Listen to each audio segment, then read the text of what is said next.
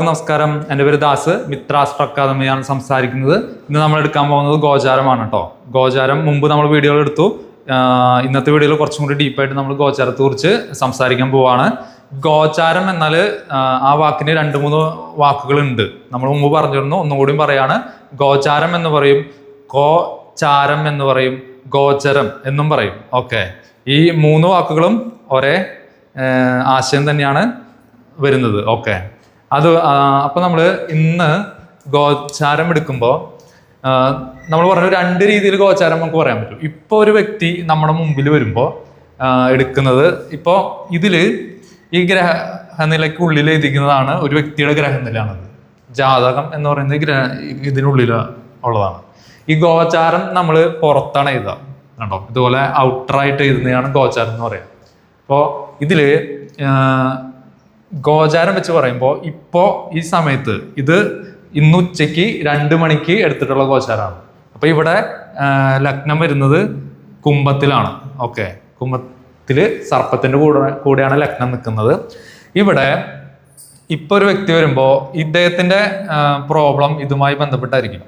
ഈ എന്താ പറയുക, ലഗ്നവും സർപ്പവും ഇതും വെച്ചിട്ടാണ് ആളുടെ മെയിൻ പ്രശ്നം വരിക, ആളുടെ പ്രോബ്ലം. അപ്പോൾ ഇവിടെ എന്താ, ഇദ്ദേഹത്തിന്റെ ലഗ്നം ഇരിക്കുന്നത് ചതയ നക്ഷത്ര അല്ലെ.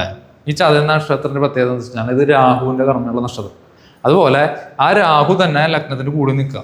അപ്പൊ എന്തുണ്ടാവും, ഈ വ്യക്തി ഈ സമയത്ത് വന്നിട്ടുള്ള വ്യക്തിയുടെ പ്രശ്നം എന്തായിരിക്കും, ഈ രാഹുവിന്റെ കർമ്മയുമായി ബന്ധപ്പെട്ട. ഇപ്പൊ രാഹുവിന്റെ കർമ്മം എന്താ, ചിലപ്പോൾ വിദേശത്ത് പോകാനുള്ള എന്തെങ്കിലും കാര്യങ്ങൾക്ക് വേണ്ടായിരിക്കും, അല്ലെങ്കിൽ ഇദ്ദേഹത്തിന് എന്തെങ്കിലും ഒരു കാര്യം പെട്ടെന്ന് സാധിക്കാൻ വേണ്ടിയിട്ടായിരിക്കും, അല്ലെങ്കിൽ എന്തെങ്കിലും ഒരു ആഗ്രഹത്തിന്റെ പുറത്ത് എന്തെങ്കിലും കാര്യങ്ങൾ അത് എങ്ങനെ സാധിച്ചു കിട്ടോ ഇല്ലേ എന്നറിയാൻ വേണ്ടിയിട്ട് വരുന്നതായിരിക്കും. അപ്പോൾ രാഹുവിന്റെ കർമ്മവുമായി ബന്ധപ്പെട്ട്. ഓക്കെ, അപ്പൊ അത് ഇനി ഇതുപോലെ ഈ ലഗ്നം എടുത്ത പോലെ നമ്മൾ ഇവിടെ നോക്കുന്നതാണ് ചന്ദ്രനെ നോക്കും. ചന്ദ്രനെ നോക്കി കഴിഞ്ഞാൽ അദ്ദേഹത്തിന്റെ ഇപ്പോഴത്തെ മൈൻഡ്, ചിന്ത എങ്ങനെയാണെന്ന് നമുക്ക് ഈ ചന്ദ്രനെ വെച്ച് പറയാൻ പറ്റും.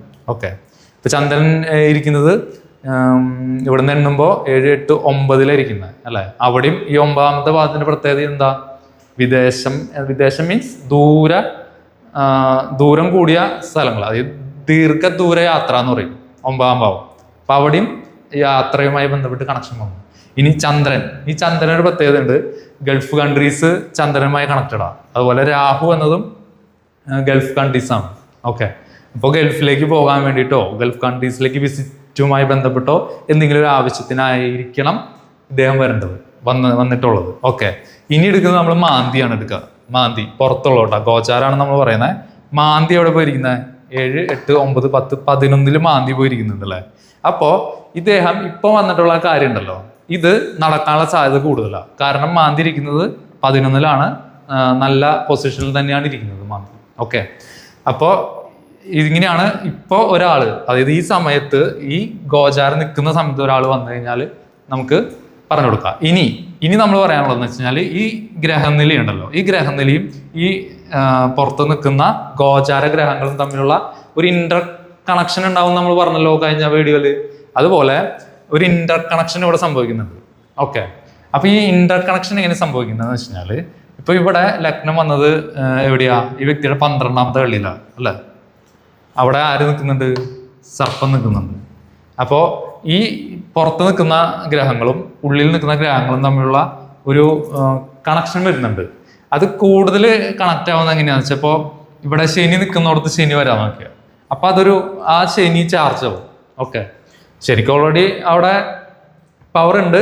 അതിൻ്റെ കൂടെ ഗോചാരത്തിലും ഇപ്പോൾ നമ്മുടെ ആകാശത്ത് ആ ഗ്രഹം അവിടെ തന്നെ, അതും ഈ നക്ഷത്രത്തിൽ തന്നെ വരാൻ നോക്കിയ, പൂരം നക്ഷത്രത്തിൽ തന്നെ വന്നു കഴിഞ്ഞാൽ അവിടെ ഈ ശനിയുടെ എഫക്റ്റ് കൂടും, ആ ശനി ചാർജ് ആവും.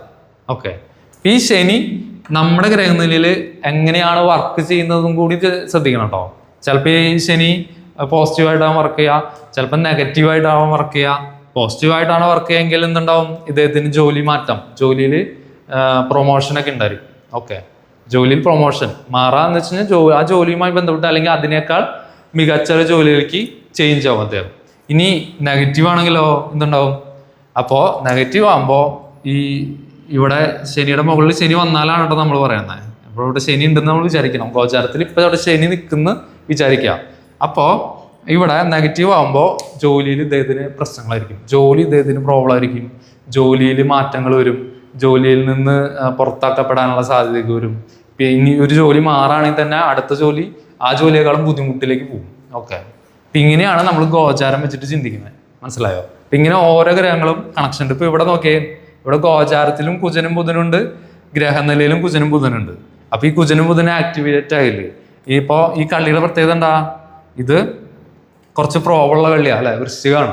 അപ്പോൾ ഈ കുജനും ബുധനുമായി ബന്ധപ്പെട്ട് ഇപ്പോൾ സ്ഥലവുമായി ബന്ധപ്പെട്ട് ഇവർക്ക് എന്തുണ്ടാവും? ഡോക്യുമെന്റ് എഗ്രിമെന്റ് ഇഷ്യൂസ് ഒക്കെ വരാൻ സാധ്യത കൂടുതലാണ്. ഇവിടെ സൂര്യനും നിൽക്കുന്നതുകൊണ്ട് പേപ്പർ വർക്കുകളൊക്കെ റെഡി ആവാനൊക്കെ ഇത്തിരി ബുദ്ധിമുട്ട്, അല്ലെങ്കിൽ ആ പേപ്പർ വർക്കുകൾ മൂലം കുറച്ച് പ്രോബ്ലംസ് കാര്യങ്ങളൊക്കെ വരാൻ സാധ്യതയുള്ള ഒരു സമയം, ഒരു മാസക്കാലം. ഓക്കെ, അപ്പം ഇങ്ങനെയാണ് നമ്മൾ ഇത് കണക്ട് ചെയ്തെടുക്കുന്നത്. ഗോചാരത്തിനെ ഗ്രഹനിലയുമായി കണക്ട് ചെയ്തത് നമ്മുടെ എം തിയറി പ്രകാരം കേട്ടോ. ഓക്കെ, നമ്മുടെ എം തിയറി പ്രകാരമാണ് ഇങ്ങനെ കണക്ട് ചെയ്യുന്നത്. ഓക്കെ, അപ്പം ഇങ്ങനെയാണ് ഗോചാരം നമ്മൾ എടുക്കുന്നത്. ഓക്കെ, അപ്പോൾ ഇന്നത്തെ വീഡിയോ ഇതാണ്. ഗോചാരം എന്താണ് കുറച്ചും കൂടി ഡീപ്പായിട്ട് നമ്മൾ പറഞ്ഞു. അപ്പോൾ അവസാനിപ്പിക്കുന്നു. നന്ദി, നമസ്കാരം.